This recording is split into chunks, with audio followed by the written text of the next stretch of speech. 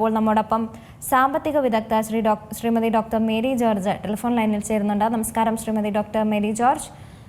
നമസ്കാരം. ഇപ്പോൾ സ്വർണ്ണവിലയിൽ വലിയൊരു മാറ്റം വന്നിരിക്കുന്നു. സ്വർണ്ണവില കൂടുമ്പോൾ മാത്രമാണ് ഇപ്പോൾ ആളുകൾക്ക് നെഞ്ചിൽ തീ. അതേസമയം തന്നെ സ്വർണ്ണവില ഇറങ്ങുമ്പോൾ വലിയ പ്രതീക്ഷയിലാണ് ആളുകൾ. ഇപ്പോൾ ഇന്ന് മാത്രമായി 2240 രൂപ കുറഞ്ഞിരിക്കുന്നു. ഇന്നലെ 4 തവണയാണ് വില കുറഞ്ഞത്. വലിയ പ്രതീക്ഷ നൽകുന്നു. ഈ ഒരു വിലക്കുറവ് ഇനിയും ഉണ്ടാകുമെന്നുള്ള ഒരു പ്രതീക്ഷയിൽ തന്നെയാണ്. അതായത് വലിയ പ്രതീക്ഷ നൽകുന്നു എന്ന് പറയുന്നത് വളരെ കുറച്ച് പണം കൊണ്ട് കുറച്ച് സ്വർണം എങ്ങനെയെങ്കിലും വാങ്ങിക്കണം എന്ന് കരുതി പോകുന്നവർക്കാണ്. അതായത് മക്കളുടെ വിവാഹത്തിന് വേണ്ടി അല്ലെങ്കിൽ മക്കൾക്ക് ആഭരണം ഉണ്ടാക്കാൻ വേണ്ടി അങ്ങനെയൊക്കെ പോകുന്നവർക്കാണ്. അതേ സമയത്ത് ആഗോളതലത്തില് സ്വർണത്തിൽ നിക്ഷേപിക്കുന്നവർ എന്ന് പറഞ്ഞാൽ വലിയ കോർപ്പറേറ്റുകൾ ആണ് അധികവും സ്വർണത്തിൽ നിക്ഷേപിക്കുന്നത്. അതുപോലെ സെൻട്രൽ ബാങ്കുകളാണ്, വിവിധ രാജ്യങ്ങളുടെ സെൻട്രൽ ബാങ്കുകൾ ഒക്കെയാണ് സ്വർണത്തിൽ. ഇതൊക്കെയാണ് രാജ്യങ്ങൾക്ക് വേണ്ടി സെൻട്രൽ ബാങ്കുകളാണ് സ്വർണത്തിൽ നിക്ഷേപിക്കുന്നത്. അപ്പൊ നമ്മൾ ഈ ചെറിയ ബയേഴ്സിന്റെ കാര്യം വെച്ചിട്ടാണ് നമ്മളിപ്പോ പ്രതീക്ഷയ്ക്ക് വക നൽകുന്നു എന്നൊക്കെ പറയുന്നത്. അതേ സമയത്ത് അതായത് വലിയ തോതിൽ സ്വർണത്തിൽ നിക്ഷേപിച്ച് ലാഭം കൊയ്യാൻ, അതായത് ഷെയർ മാർക്കറ്റിൽ എങ്ങനെ നിക്ഷേപിക്കുന്നുവോ അതുപോലെ തന്നെ നിക്ഷേപിച്ച് ലാഭം കൊയ്യാൻ വേണ്ടി സ്വർണത്തിൽ നിക്ഷേപിക്കുന്ന നിക്ഷേപകർ വളരെ കൂടുതലുണ്ട് ഈ കാലഘട്ടത്തിൽ. അതാണ് ഗോൾഡ് എക്സ്ചേഞ്ച് ട്രേഡ് അതൊക്കെ പറയുന്നത്, ETF gold exchange trade account എന്നൊക്കെ പറയുന്നത്. അപ്പൊ അങ്ങനെ ഉള്ളവര് അതായത് ഡിമാറ്റ്, അതായത് ഡിജിറ്റലായിട്ട് സ്വർണം വാങ്ങുകയും വിൽക്കുകയും ചെയ്യുക. സ്വർണം കയ്യിലേക്ക് വരുന്നില്ല സ്വർണമായിട്ട് മെറ്റലായിട്ട്, പകരം അത് ഷെയർ മാർക്കറ്റിൽ ഷെയറുകൾ വിൽക്കപ്പെടുന്നത് പോലെ തന്നെ കൈമാറ്റം ചെയ്യുക ഡിജിറ്റലായിട്ട്. അങ്ങനെ തന്നെ കഴിഞ്ഞ ദിവസം ഞാൻ സൂചിപ്പിച്ചു എന്ന് തോന്നുന്നു, നമ്മുടെ സുപ്രീം കോടതിയിൽ ഒരു ബഹുമാന്യനായ അഡ്വക്കേറ്റ്, അദ്ദേഹം 1 മാസം കൊണ്ട് 1 ലക്ഷം രൂപ 10 ലക്ഷം രൂപ ഗോൾഡിൽ ഇൻവെസ്റ്റ് ചെയ്തു. ഒറ്റ മാസം കൊണ്ട് 1 ലക്ഷത്തിന്റെ ലാഭം എടുത്തു എന്ന്. അപ്പൊ അങ്ങനെയുള്ള ഇൻവെസ്റ്റേഴ്സ് ധാരാളം പേരുണ്ട്. അത്തരം ഇൻവെസ്റ്റേഴ്സ് ഒക്കെ ആഗ്രഹിക്കുന്നത് സ്വർണത്തിന്റെ വില ഇനിയും മുകളിലോട്ട് പോകണമെന്നാണ്. അതേ സമയത്ത് നമ്മളെ പോലുള്ള സാധാരണ ഉപഭോക്താക്കളാണ് സ്വർണത്തിന്റെ വില താഴേക്ക് വരണമേ എന്ന് ആഗ്രഹിക്കുന്നത്. കാരണം എന്താണെന്ന് വെച്ചാൽ ഈ ഒറ്റ വർഷം കൊണ്ട് 83% വർധനവാണ് സ്വർണത്തിന്റെ വിലയിൽ ഉണ്ടായത് ഈ കഴിഞ്ഞ 12 മാസം കൊണ്ട്. അതിൽ തന്നെ ഈ കഴിഞ്ഞ 3-4 മാസം കൊണ്ടാണ് ഏറ്റവും കൂടുതൽ സ്വർണത്തിൽ വില വർദ്ധിച്ചത്. നമ്മൾ ഓർക്കണം, അതായത് ഈ ഒക്ടോബറിൽ മാത്രം ഇന്ത്യയിലേക്ക് സ്വർണത്തിന്റെ ഇറക്കുമതി 200% വർധന ഉണ്ടായി എന്നാണ് റിപ്പോർട്ട് ചെയ്തിരിക്കുന്നത്. അപ്പൊ ഇന്ത്യയിലേക്ക് എന്തുമാത്രം സ്വർണം വരുന്നുണ്ട്, ഉപഭോക്താക്കളായിട്ട് വാങ്ങുന്നവരുണ്ട്. അതല്ലാതെ ഇതൊരു ബിസിനസ് ആയിട്ട്, അതായത് ഞാൻ നേരത്തെ പറഞ്ഞതുപോലെ ഗോൾഡ് ETF, അതായത് ഗോൾഡ് ഡിമാറ്റ് ഇങ്ങനെയൊക്കെ വാങ്ങുന്ന ഒരുപാട് പേരുണ്ട്. അപ്പൊ എന്തായിരുന്നു ഈ കഴിഞ്ഞ ഒരാഴ്ച മുഴുവൻ ഈ സ്വർണത്തിന്റെ വില മുകളിലേക്ക് കുതിച്ച് 1 ലക്ഷവും കടന്നു പോയത്? ഞാൻ അന്ന് തന്നെ സി ന്യൂസിന്റെ അടുത്ത് അഭിപ്രായപ്പെട്ടിരുന്നു. അതായത് ആഗോള തലത്തിലെ ഏറ്റവും പ്രധാനപ്പെട്ട ഉത്സവം ആണ് ക്രിസ്മസ് എന്ന് പറയുന്നത്. എല്ലാ രാജ്യങ്ങളിലും ഇപ്പൊ നമ്മുടെ ഇന്ത്യയിൽ ചില സംസ്ഥാനങ്ങളിലൊക്കെ ക്രിസ്മസ് ആഘോഷത്തെ തടസ്സപ്പെടുത്തിയതൊക്കെ നമ്മൾ കേട്ടു. അതൊക്കെ അവരുടെ വിഡ്ഢിത്തം കൊണ്ടാണ്. ലോകം മുഴുവനും ആഹ്ലാദത്തോടെ വരവേൽക്കുന്ന ഒരു ഉത്സവമാണ് ക്രിസ്മസ് എന്ന് പറയുന്നത്. ആ ക്രിസ്മസ് തീരുമ്പോഴത്തേക്ക് ഡിസംബർ 25 ക്രിസ്മസ് ആണെങ്കിൽ പിന്നെ ജനുവരി 1 എന്ന് പറയുന്നത് ഇയർ ബിഗിനിങ് ആണ്, പുതിയ വർഷത്തിലേക്കുള്ള കടം. അപ്പൊ ഈ രണ്ടും ഒരുപോലെ ആഗോളതലത്തിൽ ആഘോഷിക്കുന്ന കാര്യങ്ങളാണ്. അതുകൊണ്ട് ഈ സമയത്ത് ബിസിനസ്സുകാരേക്കാൾ കൂടുതലായിട്ട് നമ്മളെ പോലുള്ള ഉപഭോക്താക്കൾ ആഗോളതലത്തിൽ സ്വർണ്ണ വജ്ര ആഭരണങ്ങളിലൊക്കെ, അപ്പൊ വജ്രാഭരണങ്ങൾ ഉണ്ടാക്കണമെന്നുണ്ടെങ്കിൽ അതിലും സ്വർണം വേണം. സ്വർണമാണ് ഒരു മീഡിയം. അപ്പൊ സ്വർണ്ണ വജ്ര ആഭരണങ്ങൾക്ക് വേണ്ടിയുള്ള ധാരാളം പരക്കം പാച്ചില് അതാണ് നമ്മൾ ഈ ഡിസംബറിന്റെ 2ാം വാരം മുതൽ ഇങ്ങോട്ട് കണ്ടത്. അതുകൊണ്ടാണ് ഡിസംബറിന്റെ 2ാം വാരം മുതൽ സ്വർണത്തിന്റെ വില വെച്ചടി വെച്ച് കയറിയതും ഈ കഴിഞ്ഞ ദിവസം വരെ. അപ്പൊ ഏകദേശം ന്യൂ ഇയർ ആകുന്നതിന് മുൻപ്, ക്രിസ്മസ് കഴിഞ്ഞതോടെ ആ സീസന്റെ വെടിക്കെട്ട് തീർന്നു എന്നതാണ് പ്രധാന കാരണം. അതോടൊപ്പം തന്നെ മറ്റു ചില അനിശ്ചിതാവസ്ഥ ഇപ്പോഴും രൂപപ്പെട്ടു വരുന്നുണ്ട്. പക്ഷെ അനിശ്ചിതാവസ്ഥ വരുമ്പോൾ സ്വർണത്തിലേക്ക് പോവുകയാണ് ചെയ്യുക സാധാരണ നിക്ഷേപം. ഇവിടെ അനിശ്ചിതാവസ്ഥയേക്കാൾ പ്രധാന ഉത്സവമായിരുന്നു ആഗോളതലത്തിലുള്ള ക്രിസ്മസ് ആഘോഷം. ആഘോഷത്തിന്റെ ഫലമായിട്ട് സ്വർണം മൂർധന്യത്തിലേക്ക് കയറി, അത് കഴിഞ്ഞ് പതുക്കെ താഴേക്ക് ഇറങ്ങാൻ തുടങ്ങി. അപ്പൊ ഈ മൂർധന്യത്തിലേക്ക് കയറി കഴിഞ്ഞ്, അതായത് എന്തൊക്കെ പറഞ്ഞാലും ഞങ്ങൾ വാങ്ങാനുള്ളത് വാങ്ങും, ആ തയ്യാറെടുപ്പോടെ ക്രിസ്മസ് ആഘോഷിക്കാൻ വേണ്ടി, ന്യൂ ഇയർ ആഘോഷിക്കാൻ വേണ്ടി വിപണിയിൽ എത്തിയവരാണ് സ്വർണത്തിന്റെ വില വലിച്ച് മുകളിലേക്ക് വിട്ടത്.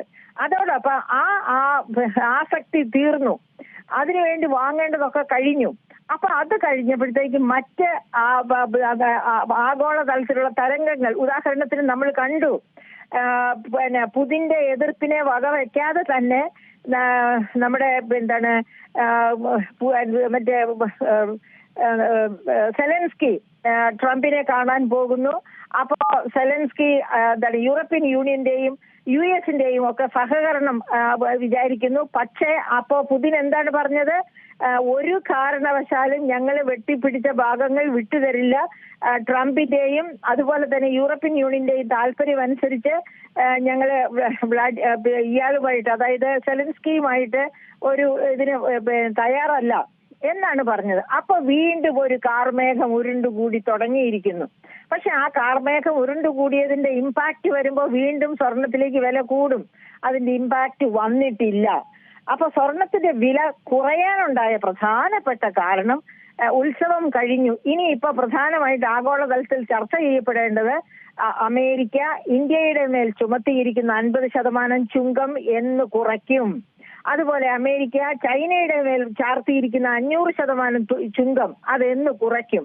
അപ്പൊ ഈ ചുങ്കങ്ങളൊക്കെ ഒരു മര്യാദ രീതിയിലേക്ക് എത്തിച്ചേരേണ്ടത്, ഉദാഹരണത്തിന് ഇന്ത്യക്ക് എതിരെയുള്ള ചുങ്കം ഒരു 25-ൽ താഴെ ഒരു 15% വന്ന് നിൽക്കാൻ സാധ്യതയുണ്ട്. 7 മടങ്ങ് ചർച്ചകൾ ഇന്ത്യയും അമേരിക്കയുമായി കഴിഞ്ഞിരിക്കുന്നു.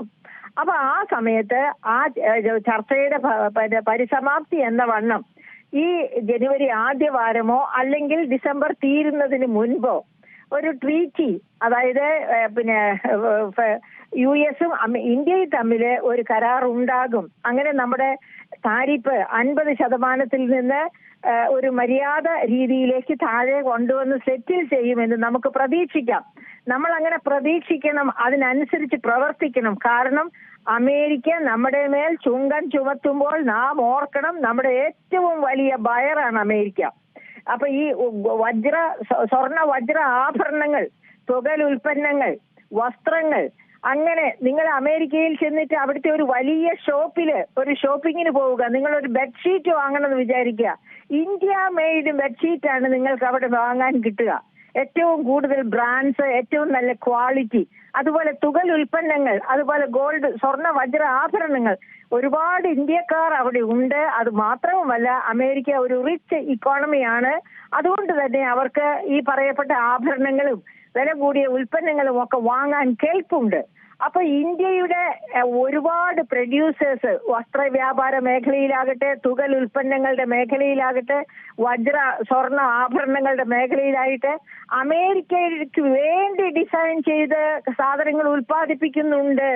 അത് നമ്മൾ മനസ്സിലാക്കണം. അത് മാത്രവുമല്ല, എത്രയോ കാലമായി അമേരിക്കയും ഇന്ത്യയും തമ്മിൽ വളരെ നല്ല ട്രേഡ് ബന്ധമാണ് നിലനിൽക്കുന്നത്. അപ്പൊ അമേരിക്ക നമ്മളെ വിട്ടുപോകാൻ നാം അനുവദിക്കാൻ പാടില്ല, അമേരിക്കയും വിട്ടുപോകാൻ ഇഷ്ടപ്പെടുകയില്ല. കാരണം അമേരിക്കയുടെ താല്പര്യമനുസരിച്ചുള്ള ഉൽപ്പന്നങ്ങൾ ഉണ്ടാക്കി കൊടുക്കുന്ന രാജ്യമാണ് ഇന്ത്യ. അതുപോലെ തന്നെ കേരളത്തിന്റെ കൊഞ്ച് പോലെയുള്ള മറൈൻ ഉൽപ്പന്നങ്ങൾ അമേരിക്കയ്ക്ക് ഏറ്റവും പ്രിയപ്പെട്ടതാണ്. മറ്റൊരുപാട് രാജ്യങ്ങൾ അതൊക്കെ കൊടുക്കാനുണ്ടായിട്ട് പോലും ഇന്ത്യയിൽ നിന്നുള്ളതാണ് അവിടെ ഏറ്റവും കൂടുതൽ വിറ്റഴിക്കപ്പെടുന്നത്. അപ്പൊ അതൊക്കെ ഇപ്പൊ വലിയ ഇടിവിലാണ്. കാരണം 0 ഇൻപുട്ട് ടാക്സ് വെച്ചാണ് ഇവിടുന്ന് കൊഞ്ച് കയറ്റുമതി ചെയ്തിരുന്നത്. അതാണ് ഇപ്പോ എത്രയായിരിക്കും 50% കയറ്റുമതി ചുങ്കത്തില് കയറുന്നത്. അപ്പൊ അങ്ങനെ നമ്മുടെ കയറ്റുമതിയെ ഒരുപാട് അത് ബാധിച്ചിട്ടുണ്ട്. നമ്മുടെ ട്രേഡ് ഡെഫിസിറ്റ് ഒത്തിരി ഉയർന്നു നിൽക്കുകയാണ് ഈ ഒക്ടോബർ, നവംബർ, ഡിസംബർ മാസങ്ങളിലായിട്ട്. അപ്പൊ ഇതൊക്കെ ഇനി കുറഞ്ഞ് പഴയതുപോലെ ഒരു നോർമൽസിയിലേക്ക് വരണമെങ്കിൽ തീർച്ചയായിട്ടും ആ താരിഫ് കുറച്ച് 50-ൽ നിന്ന് ഒരു 15 ആക്കി ചുരുക്കേണ്ടിയിരിക്കുന്നു. ആ ലെവലിലേക്ക് വരും എന്ന് തന്നെ വേണം നമുക്ക് പ്രതീക്ഷിക്കാനായിട്ട്. അപ്പൊ അങ്ങനെ ആ തരത്തിൽ വിചാരിച്ചിട്ട് തന്നെയാണ് നമ്മുടെ എന്താണ് ഫോറിൻ അഫയേഴ്സ് മിനിസ്റ്ററും ഒക്കെ കോമേഴ്സ് മിനിസ്റ്ററും ഫോറിൻ അഫയേഴ്സ് മിനിസ്റ്ററും ഒക്കെ US-ഉമായിട്ടുള്ള ട്രീറ്റി ഡിസ്കഷനുമായിട്ട് മുന്നോട്ട് പോകുന്നത്. അപ്പൊ അത് ഇന്ത്യയുടെ കാര്യം. ഇനി ചൈനയുടെ കാര്യം. ചൈന ഏറ്റവും കൂടുതൽ ഗോൾഡ് സ്റ്റോക്ക് ചെയ്തിരിക്കുന്ന ഒരു രാജ്യമാണ്. ഇന്ത്യ 3-ാമതോ 4-ാമതോ മാത്രമേ വരുന്നുള്ളൂ. അപ്പൊ ചൈനയ്ക്ക് ഇനിയും സ്വർണം വാങ്ങാൻ ബുദ്ധിമുട്ടില്ല. കാരണം സ്വർണ്ണ നിക്ഷേപം സൂക്ഷിച്ച് സെൻട്രൽ ബാങ്കുമായിട്ട് ബന്ധപ്പെടുത്തി സൂക്ഷിക്കുന്നത് അവരുടെ കറൻസിയുടെ വാല്യൂ പിടിച്ചു നിർത്താൻ സഹായകമാണ്. അപ്പൊ അത് കാരണം കൊണ്ട് ഇനിയും സ്വർണം മേടിക്കാം. പക്ഷേ ഇതിനേക്കാളൊക്കെ ഉപരി US-ഉമായിട്ടുള്ള ആ താരിഫ്, അതായത് ചുങ്കം കുറച്ച് കിട്ടണം ചൈനയ്ക്കാണെങ്കിലും.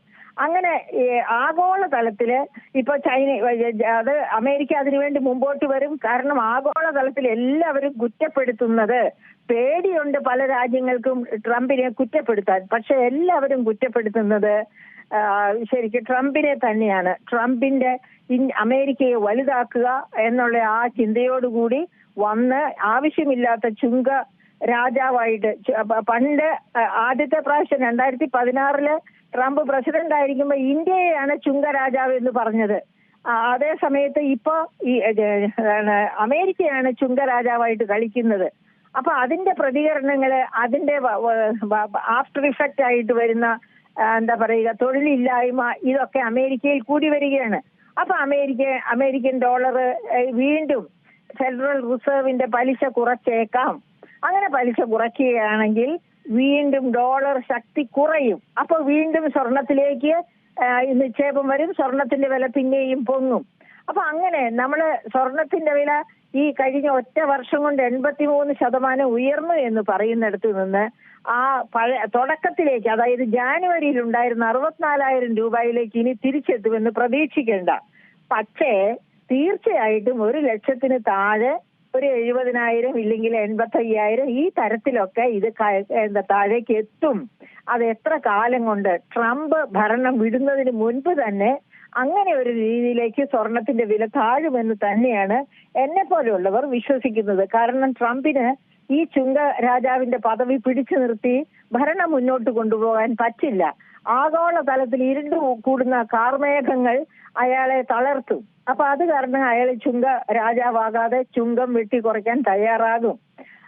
അങ്ങനെയൊക്കെ ഉള്ള ഒരു അവസ്ഥ വന്നാല് സ്വർണത്തിന്റെ വില നമ്മൾ ഈ കണ്ട 1 ലക്ഷത്തിൽ നിന്നൊക്കെ താഴേക്ക് വന്ന് പതുക്കെ 75,000, 80,000 ചുറ്റുവട്ടത്തിലൊക്കെ കറങ്ങുന്ന ഒരവസ്ഥ ഈ 2026 നമുക്ക് കാണാൻ ഇടവരും. ശരി, വളരെ വ്യക്തമാണ്. വളരെയധികം നന്ദി ശ്രീമതി മേരി ജോർജ് ഈ ഒരു അവസരത്തിൽ പ്രതികരിച്ചതിന്. ഏറ്റവും പുതിയ വാർത്തകളും വിശേഷങ്ങളും വിരൽ തുമ്പിലറിയാൻ സീ മലയാളം ന്യൂസ് എല്ലാ ഡിജിറ്റൽ പ്ലാറ്റ്ഫോമുകളിലും ലഭ്യം.